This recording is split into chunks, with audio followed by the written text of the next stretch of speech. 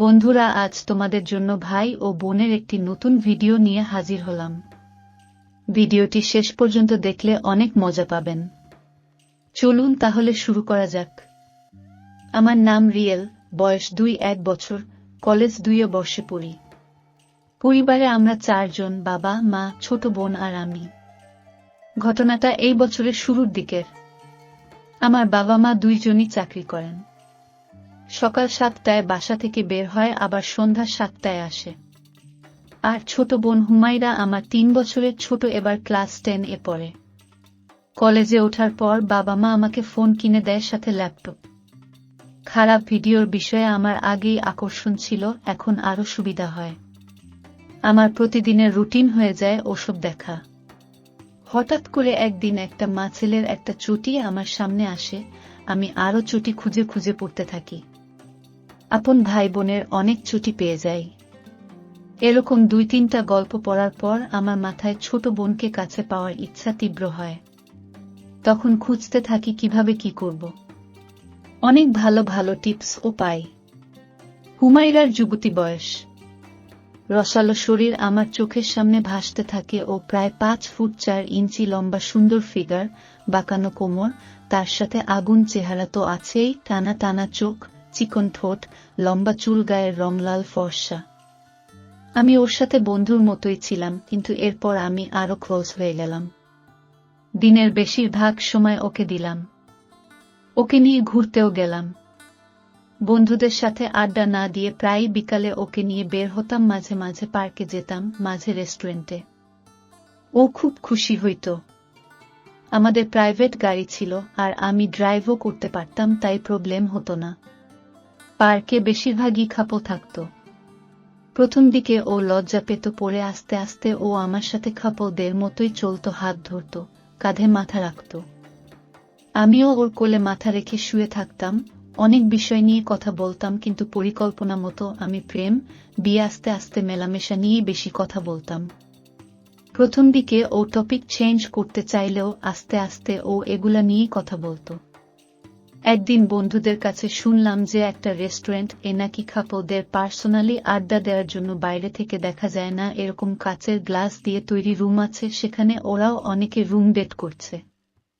আমি তো হুমাইরাকে নিয়ে সেখানে যাওয়ার জন্য পাগল হয়ে গেলাম, কিন্তু ওকে হুট করে নিয়ে গেলে তো হবে না, আগে থেকেই বলতে হবে। তাই বাড়িতে গিয়ে সবকিছু বললাম যে এরকম একটা নতুন রেস্টুরেন্ট হয়েছে, যাবি নাকি? ও বলল, ওখানে গিয়ে আমরা কি করব? আমি বললাম, এমনি দেখলাম কেমন কি। পরে ও রাজি হইল। পরের দিন আমরা সেই রেস্টুরেন্ট এ গেলাম। প্রথমেই একটা ঘটনা ঘটল। ওখানে ঢোকার সময় আমাদের পরিচয় পাল্টাতে হলো। বয়ফ্রেন্ড গার্লফ্রেন্ড পরিচয় দিয়ে ভিতরে ঢুকলাম। হুমাইরা মুচকি মুচকি হাসতেছিল, তারপর বলল, আমি তাইলে তোমার গার্লফ্রেন্ড? আমিও হেসে বললাম, এখনকার জন্য তো তাই। তারপর টোকেন দিয়ে রুমে ঢুকলাম। একটা বড় সোফা, একটা টেবিল, দেয়ালে একটা টিভি, আর নিচে পুরোটা ফ্লোর মাদুর পাড়া। হুমাইরা সোফাতে গিয়ে পা তুলে বসল। আমি টিভিটা অন করলাম, একটা রোমান্টিক মুভি চালিয়ে দিলাম। তারপর রিসেপশনে কল দিয়ে খাবার অর্ডার দিলাম, সাথে সাথেই খাবার দিয়ে গেল। আমি দরজাটা লক করে দিলাম। ও বলল, গার্লফ্রেন্ডকে শুধু এই খাবার খাওয়াতে আবার দরজা লক করতে হয়? আমি বললাম, একটা প্রাইভেসি আছে না? ও একটু হাসল। হুমাইরা সেদিন নীল রঙের একটা সালোয়ার কামিজ পরেছিল, সাথে ঠোঁটে লিপস্টিক। আমি তো পাগল হয়ে যাচ্ছিলাম। খাবার টেবিলে রেখে ওর পাশে গিয়ে বসলাম। ও মুভিটার দিকে তাকিয়েছিল। আমি বললাম, তুই কিন্তু অনেক সুন্দর হচ্ছিস দিন দিন। ও বলল, কিভাবে বুঝলা? আমি বললাম, তোকে দেখে। ও বলল, আমার মধ্যে এমন কি দেখলে সুন্দর? আমি বললাম, তোর সব কিছুই তো সুন্দর। ও বলল, যেমন? আমি বললাম, তোর চেহারা, তোর ফিগার, তোর সবকিছু। ও লজ্জাতে একটু মুচকি হাসল। তারপর ওর কোলে মাথা রাখলাম। ও হাত দিয়ে আমার চুলগুলো নাড়ছিল। ওর শরীরের মিষ্টি গন্ধ আমাকে মাতাল করে দিচ্ছিল। আমি বললাম, তোকে তো এত কাছে আর বেশি দিন পাবো না। ও বলল, কেন? আমি বললাম, তোর বিয়ে হয়ে গেলে কি তখন আর আমাকে সময় দিবি? তখন তো জামাইয়ের আদর নিতেই ব্যস্ত হয়ে যাবি। ও বলল, ও আচ্ছা। আমার বিয়ে হোক তুমি বুঝি চাও না? আমি বললাম, তা কখন বললাম আমি?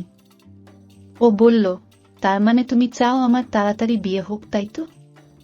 গার্লফ্রেন্ডকে ছেড়ে থাকতে পারবা? আমি বললাম, তা আর কি করার, থাকতে তো হবেই। ও বলল, কিন্তু আমি তো তোমাকে ছাড়া থাকতে পারবো না। আমি বললাম, কেন পারবি না? ও বলল, জানি না। আমি বললাম, তার মানে তুই বিয়েই করবি না? ও আমার মাথা ওর কোল থেকে তুলে দিল, তারপর উল্টা দিকে মুখ ঘুরিয়ে বলল, কখনোই করব না, না মানে না। এই সুযোগে আমি ওকে পিছন থেকে জাপটে ধরে ওর লম্বা চুল সরিয়ে কানের নিচে একটা উপহার দিয়ে বললাম, সত্যিই কখনো আমাকে ছেড়ে যাবি না? ও মুখ ঘুরিয়ে আমাকে জড়িয়ে ধরল। ও বলল, কখনো যাব না। তারপর বলল, ভাইয়া, আমাকে সত্যিই তোমার গার্লফ্রেন্ড বানাবা? আমি বললাম, তুই তো আমার গার্লফ্রেন্ডই। ও বলল, নিজের প্রেমিকার সাথে কেউ তুই করে বলে? আমি বললাম, ওহ সরি, আর বলবো না। আমরা আবার একটা লিপ কিস করলাম, তারপর ও বলল, আই লাভ ইউ জান। আজকে থেকে তুমি আমার ভাইয়া না, তুমি আমার রাজা। তারপর আমার ঠোঁটে লেগে যাওয়া লিপস্টিক মুছে দিল। আমি বললাম, আর তুমি আমার রানী। 1 ঘন্টার জন্য রুমটা বুক করেছিলাম, তাই চেক আউট করে বের হয়ে গেলাম। 2 জন খাবার ওভাবেই পরে রইল গাড়িতে। হুমায়রা আমার কাঁধে মাথা রাখল, তারপর বলল, জান, রাতে আমাকে ফোনে কল দিবা। আমি বললাম, কেন জান? ও বলল, প্রেম করব। তারপর মুচকি একটা হাসি দিল। আমার কাছে তখন সব স্বপ্নের মতো লাগতেছিল। আমি বললাম, ওকে শোনা। বাসায় রুম আলাদা হওয়ায় ও কল দিতে বলল, রাত জেগে কথা বলার জন্য। আমার বিশ্বাসই হচ্ছিল না। যাই হোক, বাড়িতে গেলাম। রাত্রে বাবা মা আমরা একসাথে খেলাম। খাবার সময় বাবা বলল, বাবা আর আম্মু 2 দিনের জন্য চট্টগ্রামে যাচ্ছে গ্রামের জমি সংক্রান্ত কাজে। হুমায়রা আমার দিকে তাকিয়ে মুচকি মুচকি হাসল। বাবা বলল, তাদের সকালের এয়ার টিকেট কাটা শেষ, 2 দিন পরেই ফিরে আসবে, আমরা যেন সাবধানে থাকি।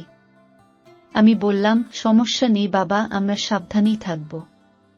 খাবার শেষে যে যার রুমে চলে গেলাম। তারপর রুমে গিয়ে হুমায়রাকে কল দিলাম। ও বলল, জান, কি করো? আমি বললাম, তোমার কথাই ভাবছি সোনা। ও বলল, সকাল হলেই তো আমাকে পাবা। আমি বললাম, তোমাকে যে আমার আরো কাছে পেতে ইচ্ছা করে। ও বলল, কত কাছে শুনি? আমি বললাম, বুকে তার বড় যত কাছে পেতে চায়। ও বলল, দুষ্টু। তারপর কল কেটে দিল। আমি আবার কল দিলাম। বললাম, কি হলো? ও বলল, কই কিছু না তো। আমি বললাম, তুমি আমার চোখে পৃথিবীর সবচেয়ে সুন্দর নারী।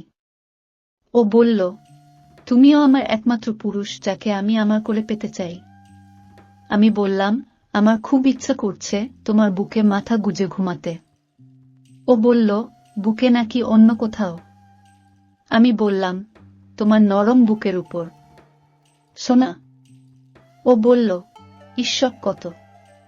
আমি বললাম, তোমার ওইটার সাইজ কত জান?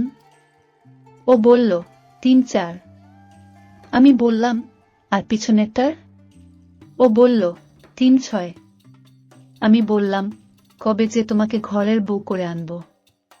ও বলল, আমি তো তোমার বই। আমি বললাম, সত্যি? ও বলল, এখন ঘুমাও, সকালে আদর করো। আমি বললাম, একটা উপহার তো দাও। ও শব্দ করে একটা উপহার দিল, আমিও দিলাম। তারপর কল কেটে দিলাম। পরের দিন সকালে 9টার সময় ঘুম থেকে উঠে বাবা আম্মুকে এয়ারপোর্টে ড্রপ করে দিয়ে সোজা চলে গেলাম মার্কেটে। হুমায়রার জন্য একটা লাল টুকটুকে পাতলা শর্ট নাইটি, 1 সেট ছোট জামা প্যান্ট কিনলাম। তারপর বাড়িতে এসে দেখি রানী আমার তখন ঘুমাচ্ছে। আমি আস্তে করে গিয়ে ওর পাশে শুলাম, তারপর ওকে জড়িয়ে ধরে একটা উপহার দিলাম, তাতে ও জেগে গেল। আমরা আরেকটু দুষ্টুমি করলাম। তারপর ও বলল, এখন না, বিয়ের পর বাসর রাতে। আমি বললাম, মানে? ও বলল, এখন তো আমি তোমার প্রেমিকা, কিন্তু বউ বানাতে তো বিয়ে করতে হবে বাবু। আমি বললাম, আচ্ছা তাইলে তুমি ফ্রেশ হয়ে রেডি হও, এখনই মার্কেটে যাব। ও মুচকি হেসে আমাকে একটা উপহার দিয়ে বলল, আর একটু অপেক্ষা করো সোনা। আমি বললাম, তোমার জন্য একটা গিফট আছে। ও উঠে বসে বলল, কি গিফট? আমি শপিং ব্যাগটা হাতে দিয়ে বললাম, দেখো কি। ও ব্যাগ খুলে অনেক খুশি হলো, বলল, তোমার বুকে লালে খুব মানাবে বুঝি। আমি বললাম, লাল পরীকে তো লালেই মানায়। ও হাসতে হাসতে আমাকে বিছানায় ফেলে দিল। তারপর প্রায় 5-7 মিনিট দুজন ওইভাবেই ভালোবাসা বিনিময় করলাম। ও বলল, লাল পরীকে লাল করতে পারবা তো? আমি বললাম, পারবো কিনা দেখাবো এখন। ও দৌড়ে ওয়াশরুমে ঢুকে গেল। তারপর ও ফ্রেশ হয়ে বের হলে আমরা সকালের নাস্তা করে মার্কেটে গেলাম। আবার আমার একটা ব্যাংক অ্যাকাউন্ট এ পার্সোনালে প্রায় 7-0-8-0 টাকা ছিল, সেখান থেকে সম্পূর্ণ টাকাই আগে উঠলাম। এরপর গেলাম একটা জুয়েলার্স এ। প্রথমে ওর জন্য একটা সোনার আংটি কিনলাম, তারপর একটা লাল লেহেঙ্গা আর আমার একটা পাঞ্জাবি। তারপর ট্রায়াল রুমে চেঞ্জ করে নিলাম। এরপর সোজা একটা মাজারে চলে গেলাম, কারণ ওখানকার হুজুরদের কিছু টাকা দিলেই সাক্ষী জোগাড় করে বিয়ে পড়িয়ে দেয়। গিয়ে একটা হুজুরকে বললাম, আমরা দুইজন দুজনকে খুব ভালোবাসি, বাসা থেকে মেনে নিইনি, তাই পালিয়ে বিয়ে করব। তারপর হাতে 5,000 টাকা ধরিয়ে দিলাম। হুজুর দুইজন সাক্ষী এনে বিয়ে পড়িয়ে দিলেন। আমি দেনমোহর হিসেবে ওকে সোনার আংটিটা পরিয়ে দিলাম আর 3 বার কবুল বলে দুইজন বিয়ে সমাপ্ত করলাম। এরপর সবশেষে প্রায় সন্ধ্যা হয়ে গেল। বাড়ি থেকে আমার দেয়া গিফটের ব্যাগ হুমায়রা নিয়ে বের হয়েছিল। আমরা প্রথমে একটা 5 স্টার হোটেলে গেলাম, সেখানকার ম্যানেজারের সাথে কথা বলে একটা প্রিমিয়াম রুম বুক করলাম। তাকে অবশ্য কিছু ঘুষ দিতে হলো। তারপর রুমটাকে সুগন্ধি গোলাপ দিয়ে সাজানোর জন্য ও বাসর রাতের অন্য সব প্রয়োজনীয় জিনিস দেওয়ার জন্য হোটেলের এক কর্মচারীকে কয়েক হাজার টাকা দিয়ে ঠিক করলাম। তারপর দুজনে চলে গেলাম একটা ফেমাস রেস্টুরেন্টে, রাতে ডিনার খেয়ে নিলাম। রাত 1:00টার দিকে হোটেলে আবার ইন করলাম। রুমে গিয়ে দেখি সব রেডি, পুরো রুম গোলাপের গন্ধে মাতোয়ারা, বিশাল বিছানাটাও গোলাপের পাপড়িতে ভরা। হুমায়রা খুশি হয়ে আমাকে জড়িয়ে ধরল, তারপর চোখে চোখ রেখে বলল, তুমি আমাকে এত ভালোবাসো? আমি 2 হাত দিয়ে আলতো করে ওর মুখটা উঁচু করে বললাম, তুমিই তো আমার সব। তারপর হাত নামিয়ে বললাম, রেডি হয়ে নাও, তোমার স্বামী তো আর সহ্য করতে পারতেছে না। ও বলল, তুমি বাহির থেকে হেঁটে এসো, আমি ততক্ষণে রেডি হয়ে নিচ্ছি, যা দেখার সবকিছু একেবারেই দেখবা যাও। আমি দরজা লক করে বের হলাম, রুমের সামনেই দাঁড়িয়ে থাকলাম।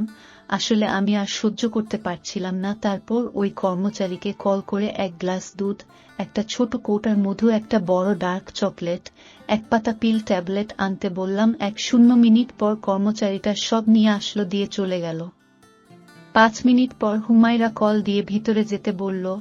আমি আস্তে করে দরজা খুললাম, তারপর ওইসব কিছু সাথে নিয়ে ভিতরে ঢুকলাম। প্রথমে দরজাটা লক করলাম। পুরো ঘরে সুখের সুবাস, স্টেম লাইট এর আলোতে দেখলাম বিছানার উপর গোলাপের পাপড়ির মধ্যে লাল টুকটুকে ছোট্ট একটা নাইটি পরে শুয়ে আছে একটা ডানাকাটা পরী।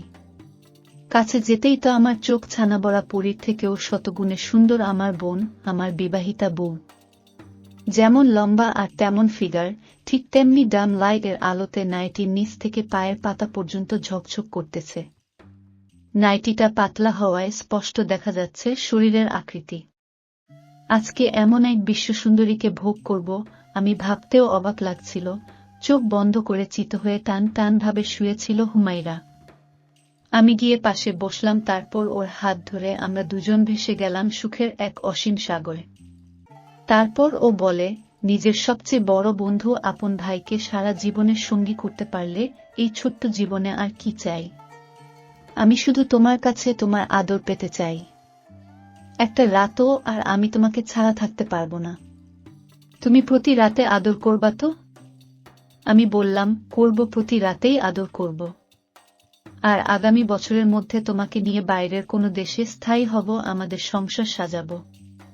ও বলে, আচ্ছা সোনা, আমার কোন জিনিসটা তোমার সবচেয়ে বেশি ভালো লাগে?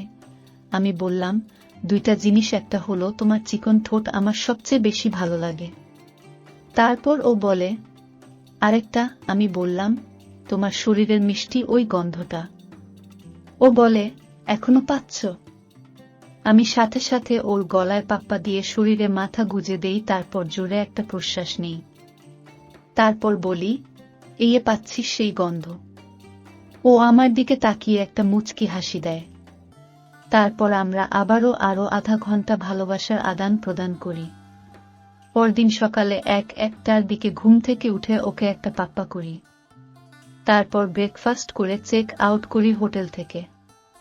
সেদিন রাতেও বাসা ফাঁকা থাকায় সারারাত ভালোবাসা আদান প্রদান করি। কিন্তু পরের দিন আম্মু বাবা চলে আসে। তাই এখন প্রতিদিনই রাত 1-2টার পর নিজেদের রুম লক করে, আমাদের বাড়ির ছাদে একটা রুম আছে, ওই রুমে গিয়ে স্বামী স্ত্রী দুজন একসাথে ঘুমাই। সকালে আম্মু বাবা হাঁটতে চলে যায়, তখন উঠে পড়ি। নেক্সট ইয়ার আমি আমার বোন বউকে নিয়ে অন্য কোনো দেশে সেটেলড হব। বন্ধুরা, গল্পটি এখানে সমাপ্ত করলাম। গল্পটি ভালো লাগলে একটি লাইক ও চ্যানেলটি সাবস্ক্রাইব করে দেবেন। দেখা হচ্ছে পরের ভিডিওতে। বাই।